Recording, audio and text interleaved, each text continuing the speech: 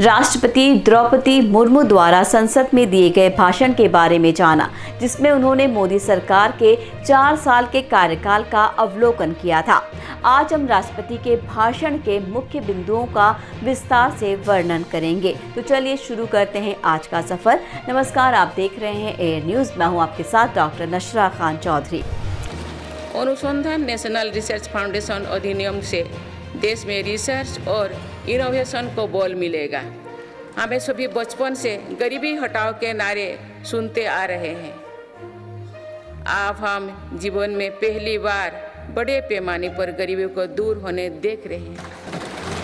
अपने भाषण में राष्ट्रपति ने कहा कि सरकार ने किसानों के हितों को ध्यान में रखते हुए कृषि के क्षेत्र में बड़े सुधार किए हैं। उन्होंने कहा कि सरकार ने कृषि सुधार कानून पारित किए हैं, जो किसानों को अपनी फसल को किसी भी बाजार में बेचने, अपनी ज़मीन को किसी को भी किराए पर देने और अपनी उपज का मूल्य निर्धारित करने की आज़ादी देते हैं। उन्होंने कहा कि सरकार ने किसानों को न्यूनतम समर्थन मूल्य के रूप में अपनी लागत का 1.5 गुना दाम देने का वादा पूरा किया है और किसानों को प्रधानमंत्री किसान सम्मान निधि के तहत हर साल 6,000 रुपये की सहायता दी है। उन्होंने कहा कि सरकार ने किसानों को सिंचाई, बीज, उर्वरक, फसल बीमा, कृषि ऋण, कृषि शिक्षा और प्रशिक्षण जैसी सुविधाएं भी प्रदान की है। अपने भाषण में आगे राष्ट्रपति ने कहा कि सरकार ने ऊर्जा के क्षेत्र में भी उल्लेखनीय काम किया है। उन्होंने कहा कि सरकार ने सौभाग्य योजना के तहत 28 करोड़ घरों को बिजली कनेक्शन दिया है और अब देश का हर गांव बिजली से जुड़ गया है। उन्होंने कहा कि सरकार ने अक्षय ऊर्जा के क्षेत्र में भी बढ़ चढ़ कर के कदम उठाए हैं और अब देश की अक्षय ऊर्जा की क्षमता 175 गीगावाट से अधिक हो गई है। उन्होंने कहा कि सरकार ने उज्ज्वला योजना के तहत 8 करोड़ गरीब परिवारों को फ्री गैस सिलेंडर दिया है और अब देश का हर घर धुआं मुक्त हो गया है। दूसरी तरफ सरकार ने पर्यावरण की रक्षा और संरक्षण के लिए भी कई पहल की है।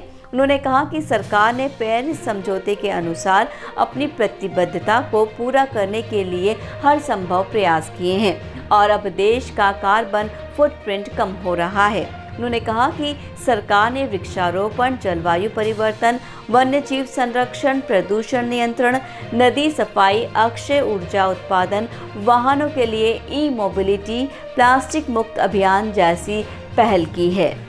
वर्तमान मोदी सरकार देश की सुरक्षा और सम्मान के लिए हर समय तैयार रही है, कहते हुए उन्होंने कहा कि सरकार ने सेना, पुलिस और पैरामिलिट्री बलों को आधुनिक शस्त्र सामग्री और प्रशिक्षण प्रदान किए हैं।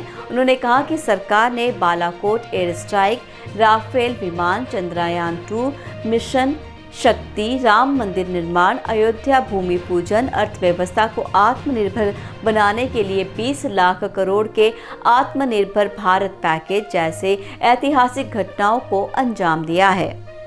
आपको बता दें कि राष्ट्रपति ने सरकार की विदेश नीति का भी जिक्र किया है और कहा है कि सरकार ने विश्व में भारत की भूमिका को मजबूत बनाया है और देश के हितों को सर्वोच्च स्तर पर रखा है। उन्होंने कहा कि सरकार ने अमेरिका, रूस, चीन, Japan, France, Britain, Germany, Australia, Brazil, Israel, UAE, सऊदी अरब, नेपाल, बांग्लादेश, श्रीलंका, मालदीव, भूटान, अफगानिस्तान, म्यांमार और अन्य देशों के साथ अपने संबंधों को बढ़ाया है। उन्होंने कहा कि सरकार ने भारत को एक विश्व गुरु बनाने के लिए विश्व में योग, आयुर्वेद, भारतीय संस्कृति, भारतीय विज्ञान, भारतीय इतिहास और भारतीय विचारधारा का प्रचार प्रसार भी किया है। साथ ही राष्ट्रपति ने कहा कि सरकार ने लोकतंत्र के क्षेत्र में भी अनुत्तरदायित्व, पारदर्शिता और जन भागीदारी को बढ़ाया है। उन्होंने कहा कि सरकार ने जनता के साथ सीधे संवाद करने के लिए मन की बात, नमो ऐप, माय गवर्नमेंट, जन सुनवाई, जनता के दरबार, जनता का बजट जैसे मंच बनाए हैं। उन्होंने कहा कि सरकार ने भ्रष्टाचार के खिलाफ जीरो टॉलरेंस की नीति अपनाई है और अब तक 4.5 लाख करोड़ रुपए की देनदारी वापस ली है। उन्होंने कहा कि सरकार ने राज्यों को अधिक शक्ति और स्वायत्तता दी है और उनके साथ सहयोगी फेडरलिज्म का सिद्धांत अपनाया है।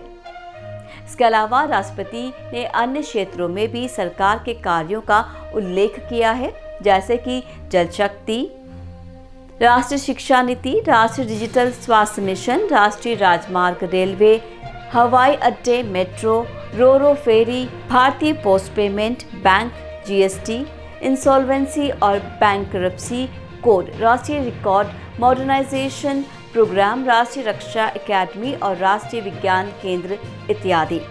नमस्कार, हमारी इस वीडियो में बस इतना ही। फिर मिलेंगे आपसे अगले वीडियो में। ये थी हमारी आज की खास पेशकश।